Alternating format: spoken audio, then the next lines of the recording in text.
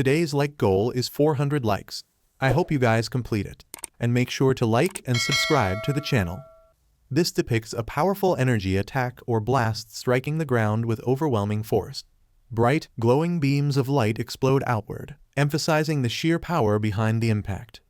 Kangwoo, in a dramatic moment, he appears to be surrounded by swirling winds or an intense energy, suggesting he is either gathering power or recovering from a powerful attack. Kangwoo is shown with a sinister smile and glowing red eyes, expressing disbelief that he's survived this long. This suggests he's been through countless challenges and is now facing something extraordinary. The appearance of Susanoo is revealed, likely a godly entity or summoned power. It signifies an overwhelming force descending into the scene, with an air of divinity and power. A Susanoo states that they can only maintain Susanoo for 1 minute, emphasizing urgency. They must defeat their opponent within this time limit, adding tension and high stakes to the encounter. The summoner commands Susanoo to attack Kangwoo, labeling him as the target. Susanoo is depicted as an immense, terrifying figure ready to execute its master's will. Kangwoo analyzes the energy within Susanoo, identifying it as something significant. His calm demeanor shows that he is strategizing, likely to counter this divine power. Kangwoo acknowledges something about being mentioned, indicating that his presence or role is crucial. His confident posture and dialogue suggest that he is either unfazed or pretending to be, preparing for the confrontation. The power granted by the demonic sea seems to enhance Susanoo's might. This highlights a supernatural source of strength, possibly indicating the opponent's reliance on dark energy or otherworldly powers. A massive, glowing spear descends from above, emphasizing the destructive and divine energy wielded by Susanoo. The image reinforces the overwhelming scale and power of this weapon, showing how it dwarfs the characters below. Kangwoo identifies different powers, Hellfire and Dark Spear, as options to counter the threat. However, he's cautious about wasting his energy, showing his strategic thinking and focus on efficiency. Kangwoo considers his weapons like the Bident or Gi Balg insufficient, hinting that the opponent's strength is beyond his initial calculations. This creates tension as he searches for a stronger option. Kangwoo emphasizes his need for something even stronger, showing his determination to go beyond his limits. The visual focus on his foot pressing against the ground reflects his mental and physical resolve. Kangwoo's expression and glowing red eyes, coupled with a burst of swirling energy, signify that he is unleashing an extraordinary level of power. His sharp grin reveals his confidence in what he's about to do. Kangwoo's opponent laughs, believing their superiority and underestimating Kangwoo. The overconfidence is evident in their mocking tone, setting up for a dramatic reversal. The opponent continues to taunt, believing that Kangwoo's power is insufficient.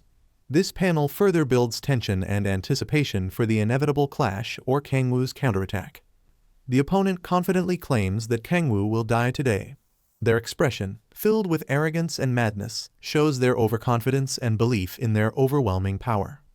A violent storm begins to intensify, creating a chaotic and dangerous environment. The character observing it notes the abnormal behavior of the winds, indicating that this is not a natural occurrence but the result of a powerful ability or energy. The mysterious storm is revealed to be the Authority of Storms, another supernatural power in play. This indicates a new layer of strength, possibly wielded by Kangwoo, adding to the dramatic tension. Kangwoo acknowledges the Authority of Storms, calling it a fitting addition to his powers. His confident and commanding posture shows that he's ready to unleash a devastating attack, utilizing the storm's power to his advantage. A funnel with a sharp tip formed near the protagonist, and Susanoo felt the power of many demons. He squeezed the handle of the weapon. The sharp blade shone brightly. Kanu jumped up. He stood in front of the huge blade, shouting that he did not understand what the god was talking about. The two weapon tips approached each other. A blinding flash appeared. Kaon raised her head and saw a bright light on the top of a tall tower. Hansel was holding Echidna in her arms. Kaon frowned as she looked at the bright flash. Kanu gritted his teeth and thought that he was not strong enough to face the god yet, and that the wounds on his body were getting bigger. Black blood gushed into the air. The protagonist frowned and guessed that after taking the final form of a demon, the demonic energy dissolved in the blood, and that it was not just magical energy, it was highly concentrated, like demonic energy. Dark blood flowed out of the wound. Kanu thought that in this case, the magic that was flowing into his blood would explode. As the god opened his blue eye and screamed loudly. Bright stars were visible in the sky, and Susanoo said that the prophecy was not wrong. As expected, surrounded by purple stripes, Kanu flew upward. A white mist was visible on the top of the tall tower. Something fell down and a loud bang was heard. Fujimoto, whose hair had turned white and his skin had turned black in places, thought that Susanoo had sucked out his life force and magic power and disappeared. Lying on the floor, the boy thought that Susanoo's eyes were the reason he could still live. He dreamed of receiving energy from Kurosaki. The protagonist crossed his arms and said with a sly smile that the price of summoning a god was really high. Fujimoto frowned and yelled loudly, insulting Kanu.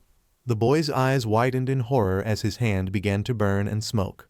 The protagonist approached Fujimoto, who lowered his head and yelled in pain, asking why he was always trying to kill someone. Kanu said that if the boy had not done this, he would have received the mythical item and saved the country. Fujimoto raised his head and pursed his lips as the protagonist said that he should at least take what he had. Kanu smirked and extended his hand towards Fujimoto, who yelled that he could die because of this and that Kurosaki could give the protagonist more mythical items. Kanu curled his fingers in front of Fujimoto's face, who yelled that he would give those eyes back when he met Kurosaki and begged for mercy. No! God, please, no! No! No! The protagonist took out a bright ball and said with a crazy smile that he would take care of it. Fujimoto's apologized for not being able to take him to the sushi restaurant. The youth turned into a pile of sand, saying that the protagonist had bullied him until the very end. The protagonist looked at the glowing ball in his hand. The system reported that the item was already bound, so it could not be used. He remembered Susanoo and guessed that such creatures would appear on Earth if the Gai system weakened. Kanu closed his eyes and thought that even though the god was not at his best, he already had incredible power. The protagonist turned around and asked if they would be able to stop the gods if they came with all their power. The system provided information about the daimonic spirit. Kanu reached into his clothes and guessed that if this notification appeared, it meant that he had to become a demonic deity to defeat the gods. The protagonist closed his red eyes and decided that he should go back first. He sat on the railing and looked down. He then jumped down, and the man in white clothes expressed surprise. Mugen touched his chin and said with a smile that this was not the power that Kanu showed him. There was a sword on the man's belt, and he said that this power was created through and experience, not talent in martial arts, and if the protagonist was so confident in his fighting ability, then Mugen would approve of his marriage with Soyeon. The girl who walked in front of him replied that she was returning to China. The girl leaned on the railing and explained that she had to train. She smiled, rested her cheek on her hand, and said that if Kanu didn't have talent, then she should supplement it. Soyeon looked down and added that it would be hard for her to find a place for herself among them now. The protagonist was floating in the air. His wings were scattering. Kion asked where he was. Kanu looked at the girl with a skeptical expression and replied that he was finishing the job, which made her angry and asked if he shouldn't have announced that he was going somewhere. Kion furrowed her brows, asking how long the protagonist had known that Fujimoto was a member of a daimonic cult, and Kanu turned away, smiling, saying that he didn't recognize it right away either. And then thought that it wasn't a demonic cult. Kion was wearing a black cap, angry, and the protagonist asked if the result was satisfactory in the end. The girl seemed to be burning with rage and rolled up the sleeves of her blouse. Hansol put her hand on her shoulder and gently asked her to calm down, because Kanu said that everything was resolved. Hansol looked down, and a drop of sweat appeared on her cheek. The protagonist raised his eyebrows in shock and widened his eyes when Hansol said that they were worried that something might happen to him. Hansol looked down sadly, tears appeared in her eyes, and Kanu thought that he would be very sorry if he answered incorrectly.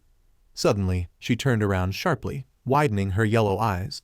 The protagonist suddenly hugged her and called her mistress, which made Hansol blush. Then she smiled warmly when Kanu said that he wanted to quickly go home and eat kimchi. Hyene blushed with anger, looking at how Hansol and the protagonist were talking sweetly, and Echidna screamed that they were squeezing her. Kanu thought with a serious expression that there was one thing he didn't understand. He remembered Yuri Kurosaki's face and wondered why she helped him when he hadn't used force or violence against her. He remembered carrying the shaman in his arms, her words about her coming to her senses when he saved her, and Kanu guessed that he would have noticed it while carrying her. The protagonist's thoughts were interrupted by Chan squeezing his cheek and saying that kimchi was good, but since they were in Japan, they were having sushi for dinner. Kanu closed his eyes in pain, and the girl said with a smile that she knew a good restaurant. Oh my god! Wow! The girl with long hair watched them from afar. Kurosaki turned around and smiled at the man who said he would take her home. She narrowed her red eyes, looking towards the protagonist and his companions. Chaeyeon was still pinching Kanu's cheek, and Kurosaki thought that even if she watched from afar, she would soon find him.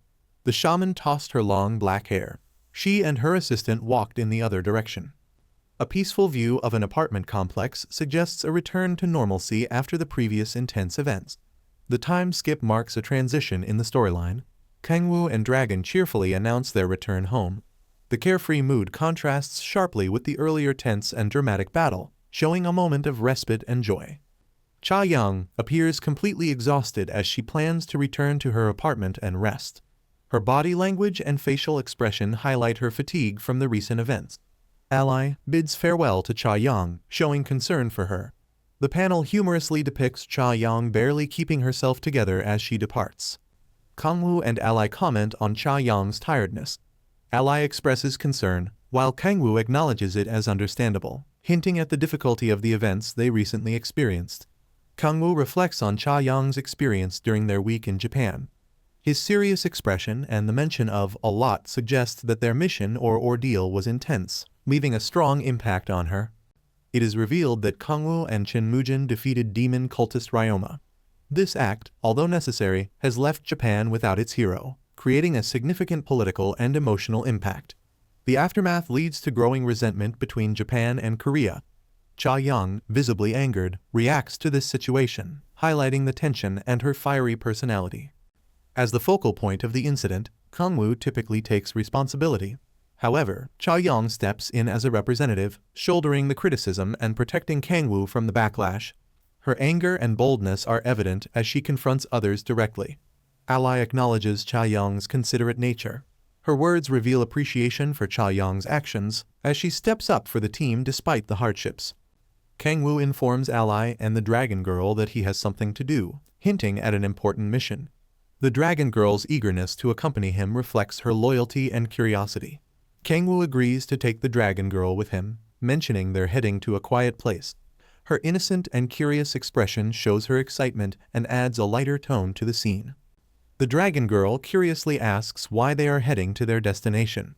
Kangwoo dismisses her concern, calling it nothing important, hinting at his secretive nature. Kangwoo reveals his intention to create a piece of equipment. His confident demeanor and the glowing object in his hand suggest he has something specific and powerful in mind. The peaceful and vibrant scenery emphasizes the contrast between the tranquil environment and Kangwoo's powerful mission. This setting hints at a safe space where his goals can unfold without interruptions. Kangwoo and the Dragon Girl land gracefully on the soft grass, showcasing their control and precision. The sound effect adds dynamic movement to the scene. Both characters' postures upon landing further emphasize their synergy. Kangwoo appears calm and composed, while the Dragon Girl's stance reflects her youthful energy. Kangwoo reassures the Dragon Girl that they are in a safe place. The open, beautiful landscape with the addition of a glowing portal signifies a secluded location ideal for whatever task Kangwoo plans to undertake. Kangwoo considers reviewing his skill again, showing his careful and methodical nature in approaching his mission. The skill description explains the sixth awakening trait, Demonic Art of Creation rank, SS. This ability allows Kangwoo to create equipment using the power of authorities. Kangwoo recalls using Gungnir in a previous battle and notes that his current limit is using 4 authorities simultaneously. This reflects his resource management and understanding of his own limits. Kangwoo reflects on how combining multiple authorities exponentially increases the required demonic energy. For example, 2 authorities demand 4 times the energy, and 4 require 16 times the amount. This showcases the escalating difficulty of combining powers and hints at the challenges of maintaining balance. Kangwoo realizes that, outside of battle, he might be able to focus enough to use up to 5 authorities. His serious expression reflects his resolve to push his abilities further, highlighting his ambition and determination. The Dragon Girl asks if she can help Kangwoo. Her innocent and eager demeanor contrasts with Kangwoo's deep contemplation, bringing a lighter and supportive dynamic to the scene. Kangwoo asks the dragon girl to ensure no monsters or people disturb him while he focuses on his task.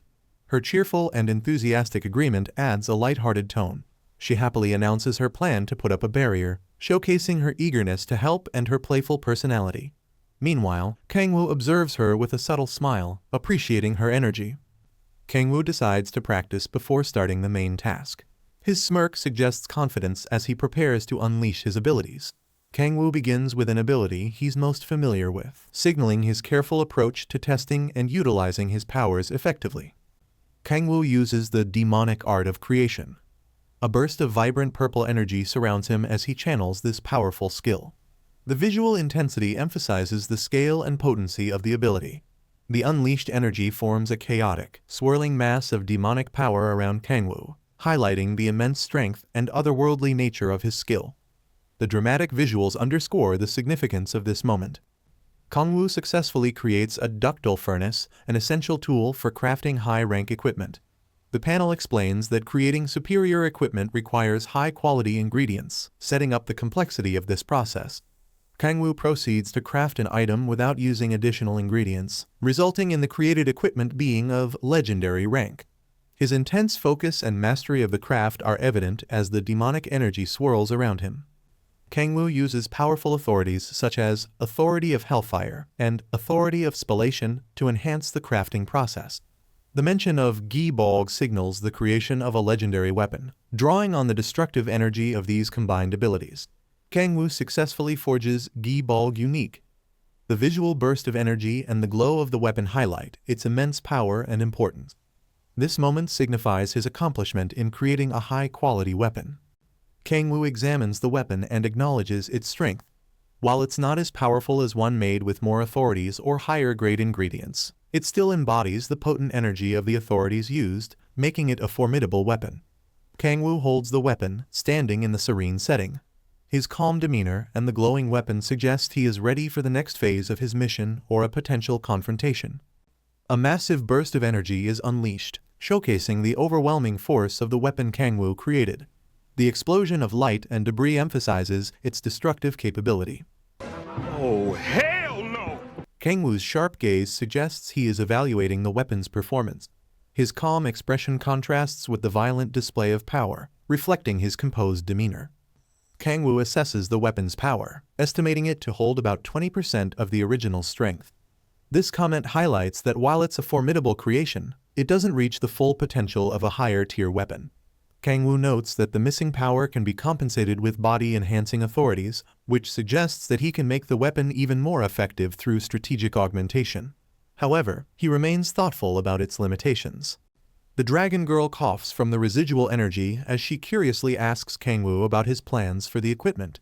Kangwoo admits he hasn't decided yet, implying he's still strategizing his next steps. Kangwoo reflects on whether to commit to a primary weapon, similar to Shihun's approach. He contemplates the advantages and disadvantages of specializing in one weapon versus maintaining versatility in his attacks. Kangwoo holds the weapon with a contemplative expression, possibly evaluating its potential or considering his next steps. His focused demeanor emphasizes the gravity of his decision-making process. The serene and starry setting transitions the scene to nighttime, signifying a shift in tone and hinting at the importance of the upcoming task. Kangwoo contemplates the idea of a weapon that can change shapes, revealing a new idea or goal. Seol-Ah is shown with her staff, ready to assist Kangwoo. Her determined yet nervous expression conveys her dedication to aiding him while highlighting the seriousness of the moment. Seol-Ah activates a skill or power called Graceful Light, which emits a radiant glow. This suggests she's providing support or enhancing the environment for Kangwoo's next steps. Kangwoo evaluates his current demonic energy, which has been enhanced by Kraken's Rage, bringing his stat to 116. He plans to use Suzanu's Eye in combination with other powers, showcasing his careful preparation for crafting. Kangwoo activates the demonic art of creation with a powerful display of energy. The description reveals that he is using an ingredient from a myth-ranked equipment, indicating he's aiming to create something extraordinary. Kangwoo decides to enhance his creation by incorporating the Authority of Storms he used earlier. This infusion of power, depicted with swirling energy, suggests he is amplifying the weapon's capabilities. The Dragon Girl contributes a strategic insight, noting that if the weapon can change shapes, it could provide Kangwoo with versatile attack options suitable for different combat scenarios. Kangwoo adds the authority of transformation to the weapon, making it capable of altering its form. This further boosts its utility and aligns with the Dragon Girl's earlier suggestion. Kangwoo reaches a crucial moment in the crafting process. The system notifies him that all conditions for creating a myth-ranked equipment have been met, and the final product will materialize in 10 seconds if he can maintain control. As the countdown begins, Kangwoo holds the forces at bay, focusing intently. Meanwhile, he contemplates whether myth rank is the ultimate peak of what he can achieve, suggesting he might aim even higher in the future. Kangwoo continues to question the limits of myth-ranked equipment, pondering whether this rank truly represents the peak of power. The glowing purple vortex surrounding him suggests that the creation process is intense and transformative. Kangwoo reflects on the capabilities of myth-ranked items, acknowledging their immense strength and ability to summon gods but hinting at their limitations. Kangwoo entertains a bold idea, creating multiple pieces of equipment to form something even more powerful, akin to dimensional rifts or advanced constructs. His creative ambition is evident as he considers combining high-tier creations for unparalleled power. As the seconds tick down, Kangwoo's determination grows. His focused expression and dramatic posture reflect his resolve to push beyond conventional boundaries. Kangwoo declares that the current power is not enough, signaling his dissatisfaction with merely completing a myth-ranked item. His determination to break through his limits intensifies. Kangwoo activates the authority of predation, a bold move that changes the dynamics of the crafting process. His fiery red eyes and the surrounding chaotic energy signify his shift toward creating something far beyond a myth-ranked item. The crafting process shifts as the system acknowledges the new conditions. Instead of a myth-ranked item, Kangwoo is now creating a transcendent rank piece of equipment, breaking through previously established limits. The scene emphasizes his defiance of conventional rules and his ability to surpass even the highest expectations. Seol Ah is holding a weapon, looking distressed and shouting Kangwoo. She seems to be in a tense and emotional moment, possibly trying to protect or warn Kangwoo. The dragon, also distressed, calls out Kangwoo. She looks worried, emphasizing the importance of the situation. A radiant light bursts forth, likely indicating a significant magical or powerful event taking place. The area is calm with glowing remnants of the explosion. This signifies a moment of transition or resolution after the intense action. Kangwoo is kneeling on the ground, looking exhausted but triumphant. Seol Ah and the dragon stand behind him, showing concern and relief. Kangwoo, with a confident and slightly mischievous expression, says, "Is this?" hinting at something remarkable happening or about to happen. A glowing, mysterious orb floats in the air. Kangwoo recognizes it as a transcendent rank item, suggesting it's an extremely rare and powerful artifact. The protagonist approached the ball. He raised his hand up and realized what he needed this special ability for. His fingers touched the surface of the item, and the system notified the completion of the creation. The dark screen showed the item information, which is of the superior class. Kanu raised his eyebrows in surprise and opened his mouth when he saw the information about the evolving type of the item. The system explained the effects that the Kai had. Kanu grinned and thought about the installed weapon. Then he raised his hand. The protagonist was holding the death spear in his hand. The weapon was emitting a red aura, and Kanu thought that the feeling of power was similar to his death spear that he had made before. There was a bright flash as the protagonist activated the change. A magic sword appeared in his hand. Kanu thought that both the weapon change speed and the energy consumption were excellent. He smiled and decided to change the weapon to Gungnir for the last time. The protagonist continued to stand with a sword in his hand. The system reported that the change in the weapon created using the four powers was impossible in its current state. Kanu looked down, sweating, and thought that the weapon's full potential had not yet been revealed. Hansel, who was holding the staff in her hand, called out to the protagonist. He turned around and said with a smile that it had worked. Kanu raised his hand and said that in addition to the weapon item could be changed like this. Hansel widened her eyes in surprise when she saw the ring on the protagonist's finger. He smiled and said that this was the most comfortable form to wear. The dark sky stretched over the field, and Kanu said that it was time a week later. It was a sunny day in the city. The system reported setting a level limit. The protagonist looked away and thought that something was wrong. He sat on the bed and thought about how he wondered if there was a hidden way to unlock the level with the Demon Ocean key. So he combined and changed the powers, but as expected, it took time. There was a ring shining on Kanu's hand, and he thought that he needed to quickly level up and raise special skills like demon equipment to weaken man mahjong. He touched his face, closed his eyes, and concluded that it was time he had been trying to overcome the level restrictions for a week. Kanu imagined the world map and thought that Chaeyon said that demon teachers had been active in Russia recently. The protagonist thought about summoning a few demons and asking him to catch them, although it was hard to find anything in such a huge country. Kanu sat up, his stomach growled loudly, and said that he hadn't eaten anything properly lately. He licked his lips and said that he would try in that case. There were octopus tentacles on the plate, and Kanu said that Hansel had made kimchi. Upon seeing this, the protagonist knocked over the plate and screamed loudly.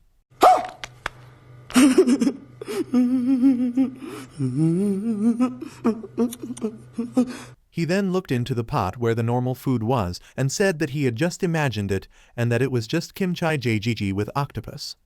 Kanu imagined Hansel as an angel and said that although it only lasted for a moment, in the dish that the girl had made, the octopus was perceived as Loth's tentacles. The protagonist then folded his hands in a prayer gesture, closed his eyes, and repented with a smile. He looked at the bag standing against the wall and asked Echidna what they were and where Hansel was doing. The girl came to the table and said that Hansel had gone to the class agate in Incheon with Tisu, Sehun, and Yunbai. The Echidna widened her eyes and raised her eyebrows, saying that the bags and the octopus were brought by Kaon yesterday. Kaon was carrying a huge stack of bags, saying that Kurosaki had sent Kanu a few things and 30 billion won.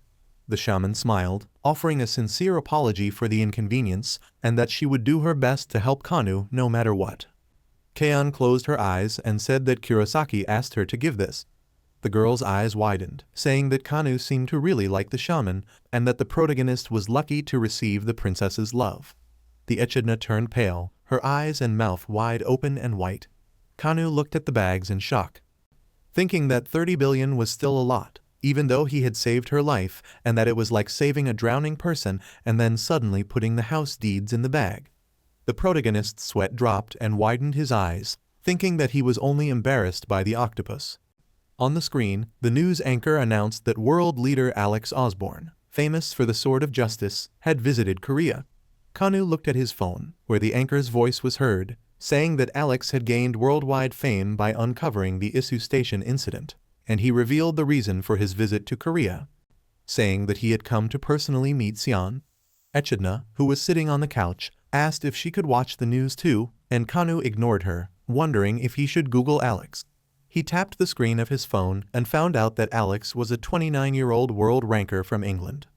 The man with blonde hair held a sword in his hand. He had become a world hero outside of the UK, and was known for always picking up a sword to protect the weak.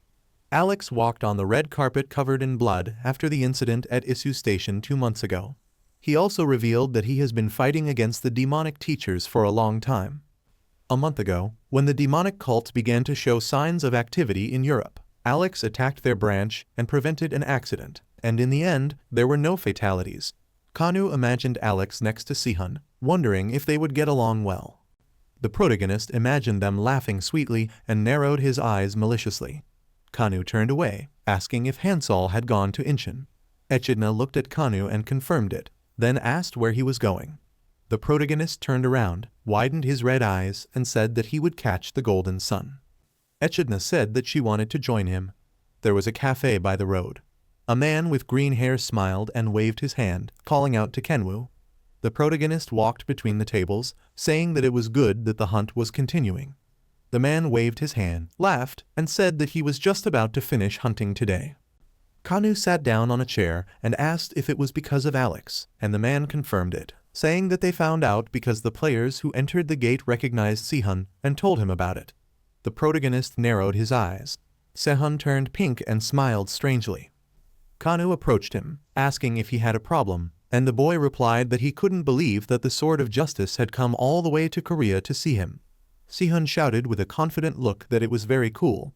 Kanu crossed his arms, turned away, and asked if Sihun was leveling up, and the boy replied that he was. The protagonist looked at Sihun in shock, who said that he had recently finally reached level 60. Hansol, who was being hugged by Echidna, said that Sihun had no limit.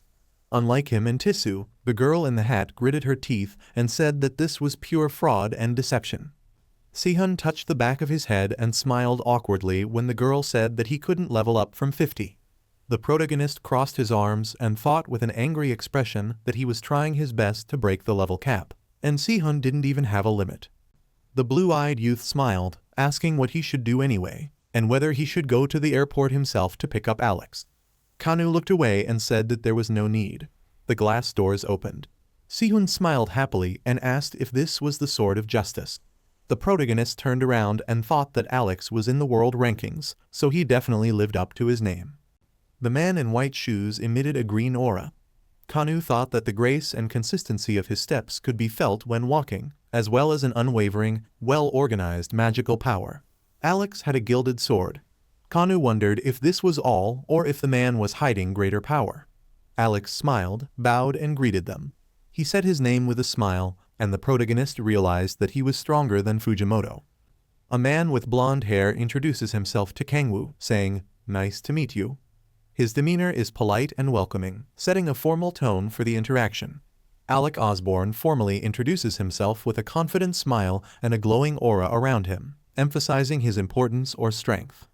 Alec expresses that it is an honor to meet Kangwoo, calling him South Korea's hero, showing respect and admiration. Kangwoo looks flustered but modestly denies the praise. Kim Shihun appears emotional, showing admiration for Alec. His intense reaction hints at his respect or idolization of Alec. Kangwoo feels jealous and exclaims that Kim Shihun never displayed such expressions toward him, showing a comedic rivalry or playful jealousy. Alec inquires about Kangwoo's presence, asking, "What brings a world ranker all the way here?" This raises intrigue about Alec's true intentions and Kangwoo's purpose. Shihun proudly introduces Kangwoo as his Hyung Nim, which means elder brother in a respectful sense, emphasizing their close bond. Kangwoo, however, looks slightly annoyed or embarrassed by the overly formal and enthusiastic praise. Alec acknowledges the women in the group, calling them beautiful ladies and recognizing them as Shihun's colleagues. The scene adds a touch of humor and lightheartedness while highlighting Alec's charisma and charm. When Alec begins to introduce himself or make another comment, Kangwoo interrupts, demanding that Alec explain why he has come all the way to meet Shihun. The mood becomes slightly tense, with Kangwoo's demeanor showing suspicion and authority. Alec laughs off Kangwoo's question, mentioning that he wanted to become friends with Shihun's group. However, he admits he hasn't revealed his true intentions, which might justify Kangwoo's wariness. Kangwoo, in an aside, notes that Alec was paying attention to Seol Ah, calling him a bastard, adding a comedic rivalry undertone. Alec finally gets serious and directly addresses Shihun, saying there is something he wants to ask. This shifts the focus from casual interaction to a more serious plot development. Alec asks Shihun if he knows about guardians. This surprises both Kangwoo and Shihun, highlighting the importance of the topic.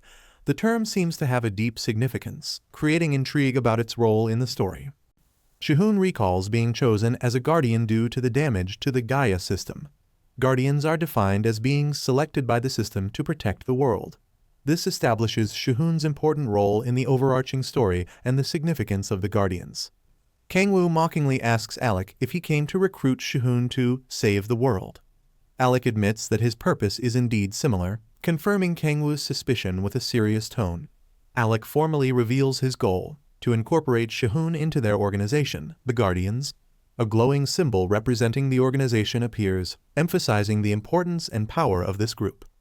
Alec describes the Guardians as humanity's hope, although he admits they are not yet famous. This frames them as a heroic organization with a noble cause, though possibly unknown to most people. Alec personally appeals to Shihun, asking him to join the Guardians, leaving the decision in Shihun's hands. His serious expression and focused tone highlight the gravity of this offer. Alec reassures Shihun, stating that the Guardians will ensure he never experiences despair again. This implies a personal understanding of Shihun's struggles. Shihun's shocked expression shows that Alec has struck a chord with him. He recalls Shihun's expression of despair and hopelessness during the battle. Alec connects with Shihun by revealing that he understands such feelings because the demonic monsters used to be humans, adding a tragic dimension to the narrative. Alec clenches his fist with determination and declares that if they grow stronger, they can save everyone. This highlights his belief in the Guardians' mission and his optimism about their potential. Alec proposes becoming strong enough to subdue the demonic monsters without harming them.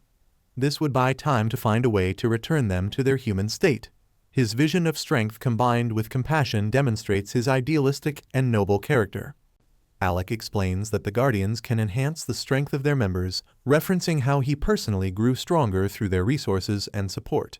This glimpse of their capabilities solidifies the Guardians as a powerful organization. Alec reveals that he was able to single-handedly subdue the Demon cult. Showcasing his formidable strength, Kangwoo remarks that Ryoma wouldn't have sought help from Korean players if Alec weren't capable, subtly hinting at Alec's high standing among world rankers. Alec emphasizes that Shihun's strength is essential, stating that people need a guardian who can help those in despair. Kangwoo appears skeptical, but lets Alec make his point, possibly gauging the sincerity of Alec's request. Alec asks Shihun outright if he will join the Guardians, a question that carries significant weight and leaves Shihun visibly conflicted. The tension builds as Shihun hesitates, indicating his internal struggle with this life-changing decision. Shihun starts to respond, saying I, but stops, showing that he is overwhelmed and unsure of how to proceed. His hesitation underscores the gravity of Alec's proposal and his own doubts about his readiness to take on such responsibility. Later, Alec is seen walking away from the meeting and sighing deeply, visibly disappointed. He reflects on being rejected, something he hadn't anticipated. This moment humanizes Alec, showing that he, too, feels vulnerable and is affected by the outcomes of his efforts. Despite the setback, Alec remains determined to convince Shihun to join the Guardians. His resolve reflects his commitment to the cause and his belief in Shihun's potential. This determination highlights Alec's persistence and his unwavering dedication to his mission. Kangwoo, observing Alec's persistence, labels him as a persistent guy, possibly acknowledging Alec's tenacity with a mix of admiration and annoyance. This comment adds a touch of humor to the otherwise serious moment, maintaining Kangwoo's characteristic sharp demeanor. Alec reiterates his offer to Shihun, asking him to join the Guardians. His words and glowing aura emphasize the seriousness and importance of his proposal. The scene is tense as everyone waits for Shihun's response. As Shihun struggles with his decision, dark energy begins to swirl around him, representing his inner turmoil and possibly external influences. The visuals emphasize the pressure and emotional weight Shihun feels. Shihun shouts, "I will join," showing a brief moment of resolve. However, the appearance of dark energy and a demonic eye suggests interference. The dark energy questions Shihun's choice, sowing doubt by implying Alec and the Guardians might be deceiving him. A demonic voice asks if the Guardians can truly save everyone, further feeding Shihun's doubts. It suggests Alec might have ulterior motives, heightening the tension and mystery. Kangwoo's eye glows red as he activates the authority of subordination. This ability seems to influence Shihun, possibly protecting him from the dark energy's manipulation or enforcing Kangwoo's will. The visuals make it clear this is a critical moment, with Kangwoo taking control of the situation. After the intense internal struggle, Shihun apologizes, saying he can't make a decision right now. He appears shaken and uncertain, indicating that the conflict within him is unresolved. Alec, though disappointed, accepts Shihun's hesitation graciously. He offers to wait, leaving the door open for Shihun to change his mind.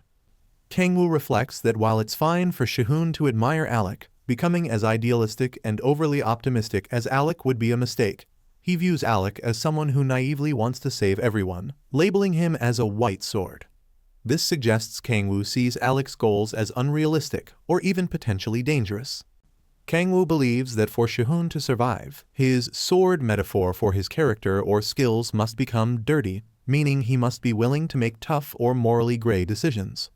Alec, while walking away, senses something, asking aloud, "Who is it?" This moment builds suspense as an unknown threat approaches.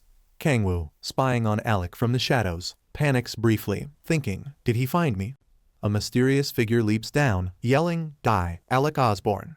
This person is cloaked in black with a red glowing eye, indicating they are likely a powerful enemy. The attacker moves with aggression and deadly intent, creating a high-stakes atmosphere.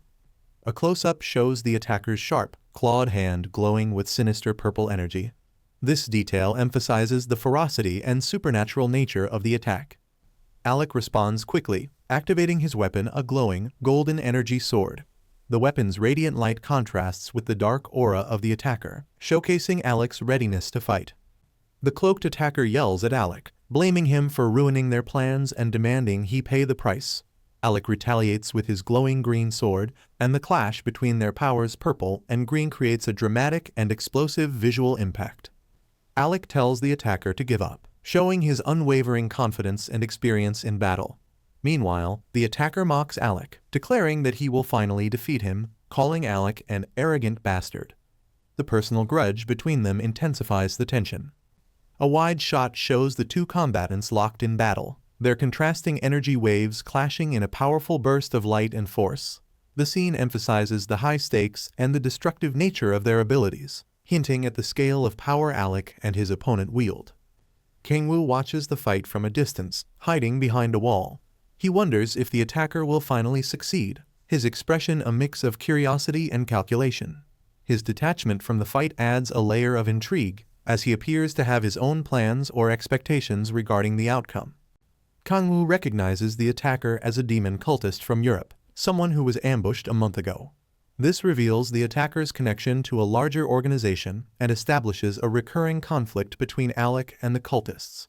As Alec fights back, he comments that this type of ambush has happened before.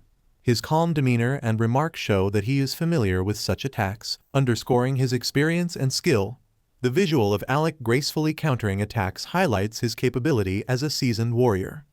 Blood splatters signal the impending conclusion of the battle.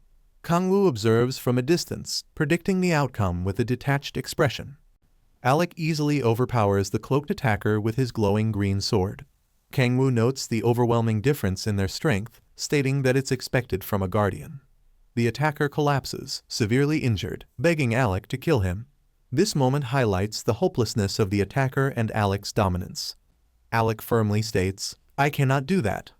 His refusal to kill, even an enemy, aligns with his values of protecting all lives. His expression is resolute, underscoring his moral code and compassion, which stands in stark contrast to the brutality of the fight. Alec asserts that every human life is important, even that of the attacker. His idealistic nature is fully revealed, showing that he values redemption over destruction. Kangwoo, observing from the shadows, is visibly annoyed and questions Alec's reasoning, thinking it's nonsensical and impractical. Alec tells the attacker to leave the demon cult, repent for their sins, and start a new life. His words reflect his belief in second chances and hope for change. The attacker sarcastically dismisses Alec's offer as garbage, but his weakened state leaves him unable to fight back.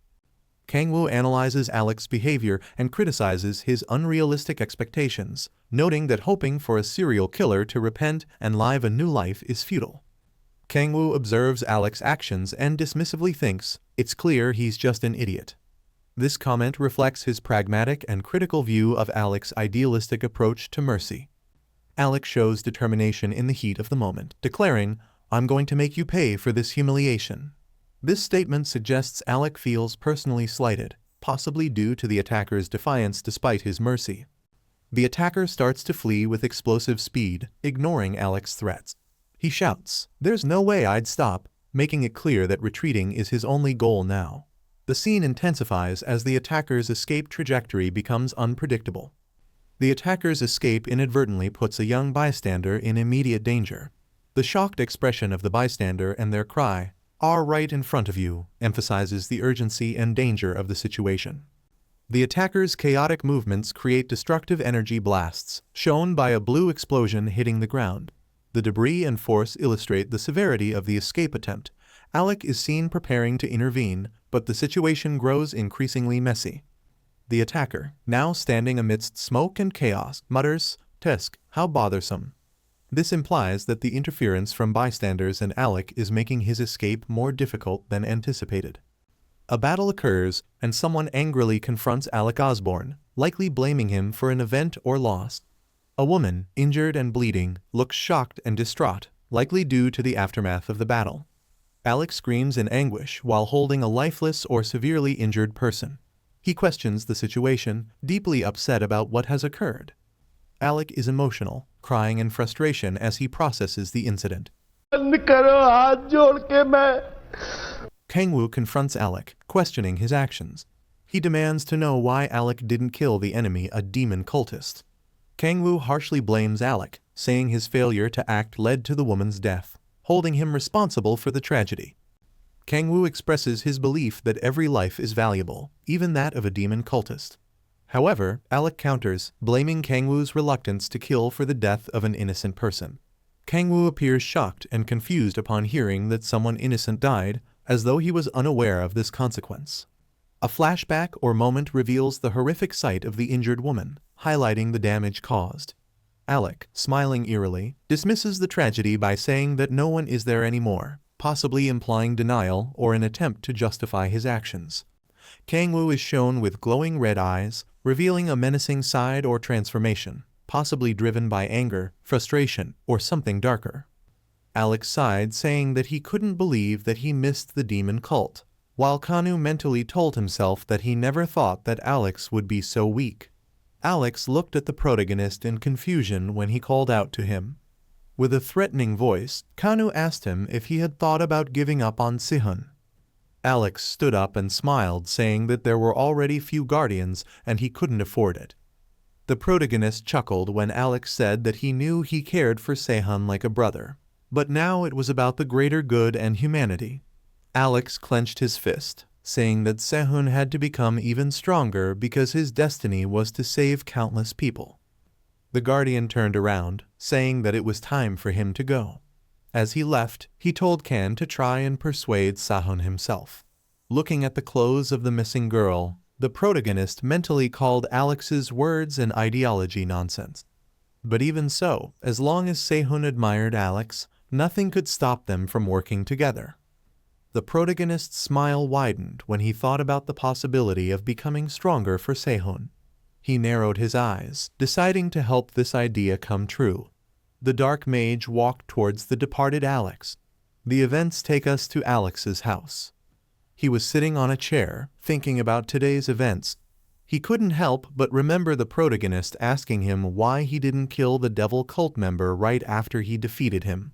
The guardian closed his eyes out loud, saying that, for now, Kanu wouldn't be able to understand him since he wasn't a guardian. He couldn't easily comprehend the value of any person's life. The guardian clenched his fist, saying that sooner or later, Kanu would accept his philosophy. Suddenly, Alex froze, hearing a scream.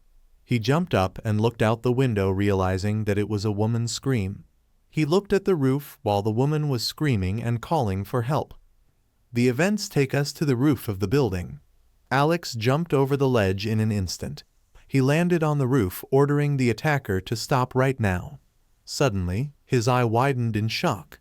In front of him, he saw the cultist, saying that he arrived quite quickly. He chuckled, starting to wrap himself in mage and asking if it was nice to meet just a few hours after they last met. When Alex asked the cultist about the woman, he grabbed his mask. A moment later, he threw his head back, starting to call for help in a female voice. The guardian frowned, realizing that it was a deception. The protagonist straightened up and called out to Alex. He sharply frowned when Kanu asked if the girl he hit during the escape died. Alex involuntarily remembered how he cried, hugging the girl. The guardian began to get angry, listening to the pretending protagonist say that even having killed a man, he did. Kanu began to laugh when Alex began to deny it, saying that besides the two of them, there was no one else in the alley. The protagonist ridiculed Alex for not paying attention to someone's death. Alex grabbed his blade, saying that if the cultist's words were true, he would force himself to live his entire life to atone for this innocent life. A moment later, the guardian pulled the blade out of its sheath, transforming his nails into claws. Kanu said that even now, Alex had not said a word about killing him. Holding the blade in front of him, Alex asked Kanu what people like him knew about the importance of immortality. His totem appeared behind Alex as he said that saving all people was a noble belief. The roof under the guardian's foot shattered. He rushed towards the protagonist at full speed. His blade was aimed straight at the opponent's neck. Kanu smirked, extending one claw in front of the neck. A moment later, the protagonist dodged Alex's blade. He gritted his teeth due to the pain in his arm from trying to shape the trajectory of the attack. Kanu ducked as the Guardian called all of Kanu's beliefs and words stupid. The protagonist punched the keeper in the stomach, saying that what he was doing was stupid. Alex flew back screaming. His eye widened in shock. Balls of flame were flying at him. A moment later, there was a powerful explosion. Alex gritted his teeth, not understanding since when the cultist had such skills. Looking at Kanu jumping on him, he understood that this was the guy who attacked him during the day. But not even a day had passed, and he became so strong. Alex swung his blade, deciding to take the enemy's weapon first. But a second later, he was shocked again. The halberd in the protagonist's hand disappeared. The keeper became angry, deciding to change tactics. As the sword flew over his head, Kanu asked Alex what he was doing. He hit the keeper in the face, asking what kind of jokes he was doing. Alex fell on his back after the blow. He grabbed his face in pain. He opened his eye slightly, assuming that the cultist was someone else. The method by which the hellish teachers grew stronger, their masks, was the only constant. An angry Alex began to stand up. His eye flashed as he asked Kanu if he was a demon. The protagonist's eye also flashed, and he did not respond. Alec is shown in action, attacking a demon with a powerful, glowing weapon, displaying his combat skills. Alec boldly declares victory, urging the demon to accept its defeat. The demon reflects on Alec's reluctance to kill, noting that Alec seeks to defeat it without taking its life, despite knowing it's a demon. The demon mocks Alec internally, believing that Alec's moral stance makes him unworthy of being a guardian. A peaceful yet ominous scene of the sky and a building, possibly signaling the aftermath of the battle or a shift in tone. A cloaked figure, likely the demon, hides and breathes heavily, questioning its safety and trying to recover after escaping the confrontation. The demon plans to ambush Alec after recovering, showcasing its confidence and resilience. Alec appears persistent in chasing down the demon, showing determination to stop it. The demon notices something unexpected, possibly indicating an unforeseen threat or twist in the confrontation. Kangwoo suddenly appears, questioning the demon about its hiding behavior. His calm yet intense demeanor adds a sense of authority and mystery. Kangwoo deduces that the demon is somehow connected to the Guardians, a group that seems central to the plot. Kangwoo expresses interest in interrogating the demon, but the demon arrogantly refuses to cooperate, setting the stage for further confrontation or conflict. Kangwoo acknowledges that the demon won't willingly share any information and activates a mysterious, glowing power. Using the authority of Seal, Kangwoo transforms his hand into a red, claw-like weapon, preparing to forcefully extract the truth. Kangwoo charges at the demon, determined to use his powers to uncover the necessary information. The demon retaliates, delivering a powerful blow to Kangwoo, showing its vicious nature. The demon smiles menacingly, enjoying the violent exchange and possibly sensing an advantage. The demon mocks Kangwoo internally, calling him fast but reckless for stepping into its attack range, hinting at a counter-strike. The demon prepares to attack, but is suddenly alarmed as its demonic energy begins to react strangely, leaving it confused. The demon's hand glows gibber, overwhelmed by the strange energy, as it realizes something is wrong. Kangwoo counters, using his power to subdue the demon, demanding it to talk while demonstrating his gibber. The demon, jabber and mocking, laughs at Kangwoo's attempts, refusing to give in or provide any information. Kangwoo retaliates swiftly and violently, silencing the demon's arrogance and shaking its confidence. Kangwoo asserts control, using the authority of subordination to forcefully dominate the demon, implying that the demon will reveal its secrets whether it wants to or not. Kangwoo attempts to dominate the demon's soul, but it resists. Smirking, Kangwoo decides to escalate his approach, implying he won't hold back anymore. The demon retaliates using the authority of Hellfire, unleashing a fiery and powerful attack in desperation. The demon's intense attack builds up, revealing its burning resolve and frantic effort to survive. The demon suffers a severe blow, with blood flying as its attempt to resist fails against Kangwoo's overwhelming power. Oh, God! Oh, God! Kangwoo stands triumphant, looking down at the demon writhing in pain, coldly asking if it's ready to talk now. Terrified and broken, the demon finally surrenders, pleading for Kangwoo to stop and agreeing to reveal what he knows. Kangwoo begins interrogating the demon, asking for everything it knows about the Guardians. The demon sarcastically asks why Kangwoo, supposedly a guardian, doesn't already know. Kangwoo threatens to continue torturing the demon. Terrified, the demon quickly agrees to talk. The demon reveals information about the Guardians, describing them as a small, elite group with less than 10 members. The demon identifies the leader of the Guardians as a woman with a unique ability to locate other Guardians worldwide. Kangwoo reflects on the leader's power, realizing it explains how Alec managed to find Kim Shi-hoon. He anticipates Alec will remain persistent with this ability in play. When asked about other Guardians, the demon admits it only knows Alec and has no further information. The demon pleads for its life after revealing what it knows about the Guardians. Kangwoo agrees but adds a condition, implying it won't be that simple. Kangwoo explains that any deal must be mutually beneficial, questioning what the demon can offer in exchange for its life.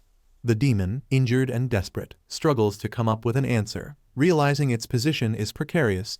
Kangwoo threatens to kill the demon if it has nothing more to offer, causing the demon to panic and offer to share everything it knows. The two sit face to face as the demon begins revealing additional information, suggesting it has more secrets to share.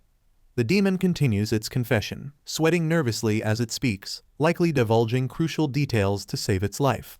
Kangwoo listens silently to the demon's confession, his calm demeanor adding tension.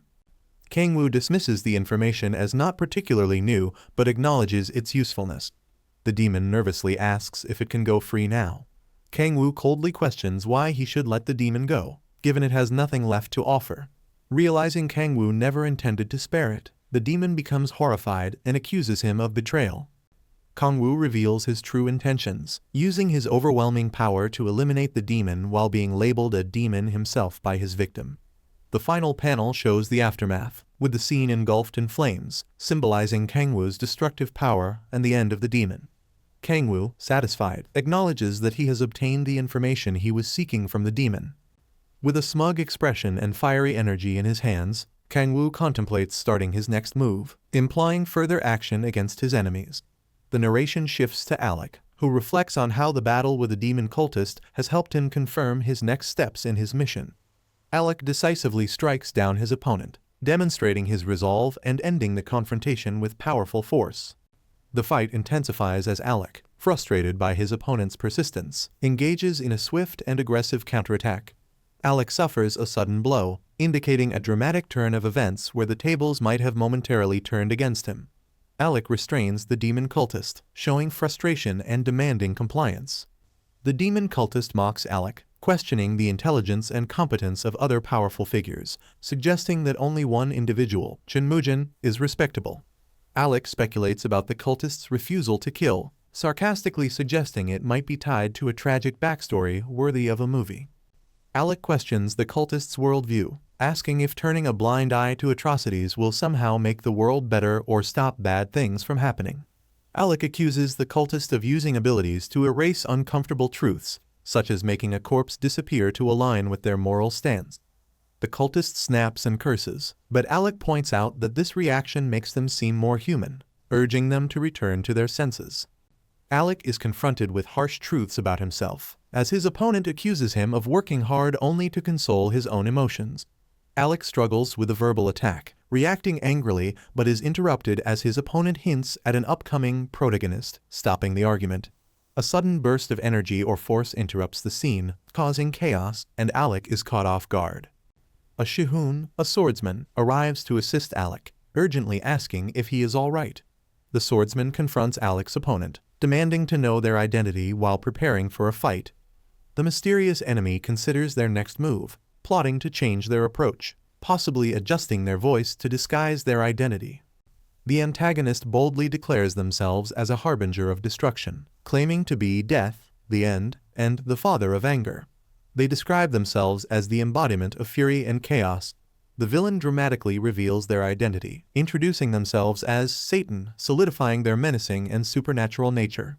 If you guys want to see the next part, then don't forget to like the video and subscribe to the channel.